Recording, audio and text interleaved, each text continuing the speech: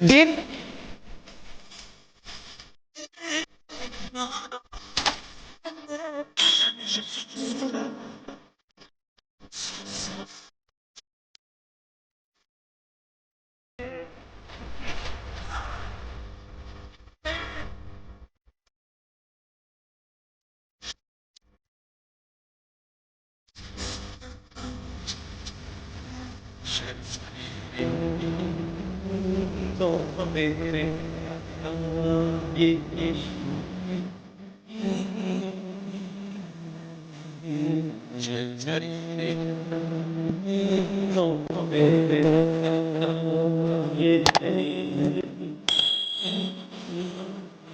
ایک روایت میں ہے کہ جب امام علی مقام رضی اللہ تعالی عنہ گھوڑے کی زین سے جب دشمنوں کے تیر کی بارش کی وجہ سے زمین پر آ گئے تو روایت میں ہے کہ 10 گھوڑ سوار ان کے قتل کے ارادے سے آگے بڑھے. ان کے قتل کے ارادے سے جب وہ آگے بڑھتے ہیں 10 گھوڑ سوار تو جیسے ہی نزدیک جاتے ہیں کسی کی جرأت نہیں ہو رہی ہے. کچھ تو خوف کی وجہ سے پیچھے ہٹ جا رہے, کچھ شرمندگی کی وجہ سے پیچھے ہٹ جا رہے ہیں. کچھ لوگوں کو شرمندگی تو اس بات کی تھی کہ جس نبی کا ہم کلمہ پڑھنے والے ہیں اسی نبی کے نواسے کو ہم اپنی تلوار سے شہید کر دیں, یہ گوارا نہیں. لیکن میرے محترم ایسی شرمندگی بھی کون سے کام کی کہ جس شرمندگی کو مال و دولت کی ہوس نے چھپا لیا ہو وہ شرمندگی کسی کام کی نہیں. اور میرے محترم کچھ لوگ تو اس خوف سے پیچھے ہٹ جا رہے تھے کہ یہ شیر خدا کا شیر نر ہے, اگرچہ یہ زخمی حالت میں ہے لیکن زخمی شیر اور بھی زیادہ خطرناک ہوا کرتا ہے. اگر یہ حملہ آور ہوا تو یقیناً ہم مارے جائیں گے. اور اتنی جرأت نہیں ہو رہی تھی کہ وہ آگے بڑھے. میرے محترم انہی دشمنان اسلام میں سے, انہی دشمنان دین میں سے 4 وہ خبثائے زمانہ جو شمر اور خولی اور شبل وغیرہ کے نام سے جانے جاتے ہیں, یہ وہ خبثائے زمانہ ہیں جو آگے بڑھے اور سنان لعین امام علی مقام رضی اللہ تعالی عنہ کے سینے پر چڑھ گیا. اللہ اکبر. امام علی مقام رضی اللہ تعالی عنہ کے سینے پر جیسے ہی وہ چڑھا ہے, حضرت امام علی مقام رضی اللہ تعالی عنہ کہتے ہیں کہ اے شمر, تمہیں معلوم ہونا چاہیے کہ آج جمعہ کا دن ہے اور یہ وہ وقت ہے کہ جس وقت میرے نانا جان کے امت کے خطبہ یا تو منبر پر خطبہ دے رہے ہوں گے یا تو نماز جمعہ ادا کر رہے ہوں گے. اس وقت میں اگرچہ میں نماز جمعہ ادا نہیں کر سکتا, اگرچہ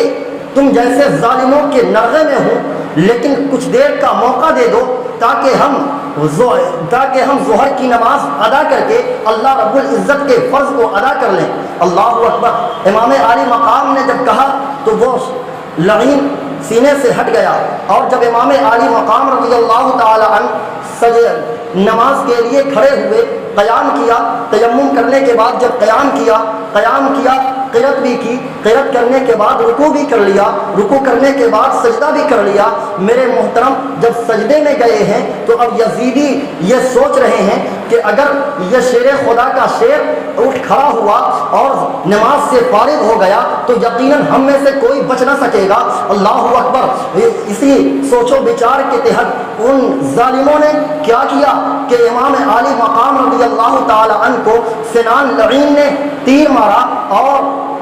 آگے بڑھ کر کے شمر نے ان کے سر کو معاذ اللہ تن مبارک سے جدا کر دیا، امام عالی مقام کو شہید کر دیا۔ میرے محترم، وہ امام عالی مقام رضی اللہ تعالی عنہ جن کی ذات مقدسہ، جن کے سجدہ کو ایک پلے میں رکھا جائے اور ساری دنیا کے سجدے کو نہیں بلکہ ساری دنیا کو ایک پلے میں، ساری دنیا ہی نہیں ساری کائنات کو ایک پلے میں رکھ دیا جائے لیکن اس ایک سجدے کا مقابلہ نہیں کر سکتا۔ میرے محترم، وہ سجدہ امام عالی مقام نے کربلا کے ریگزار میں ادا کر کے